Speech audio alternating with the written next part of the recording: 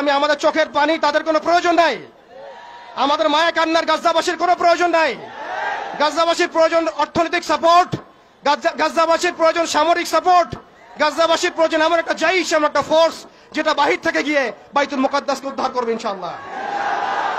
আর আপনারা ভবিষ্যৎবাণী শুনে রাখবেন, ইনশাআল্লাহু আযজা ওয়া জাল আল্লাহ রাব্বুল আলামিনের এই বান্দাদের মধ্যেই এমন একটা জাইশ, এমন একটা দল আল্লাহ পাক সৃষ্টি করে দিবেন ইনশাআল্লাহ, যেই দল, যেই জাইশকে পৃথিবীর কোন সেনাবাহিনী থামাতে পারবে না ইনশাআল্লাহ। শেষ পর্যন্ত তারা বাইতুল মুকাদ্দাস মুক্ত করেই ছাড়বে ইনশাআল্লাহ। শুধু সময়ের অপেক্ষা। তারা আমাদেরকে অপশন দিয়েছে, হয় আমাদের দাস হও না হলে মরো। শেষ কথা, তারা আমাদেরকে অপশন দিয়ে দিয়েছে, হয় আমরা তাদের দাসত্ব করব না হলে মরবো।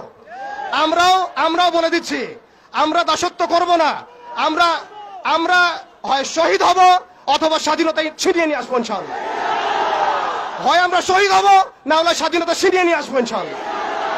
আল্লাহ পাক আমাদের বাংলার তাওহীদের জনতাকে কবুল করেন, আমিন। ওয়া আখিরু দাওয়ানা।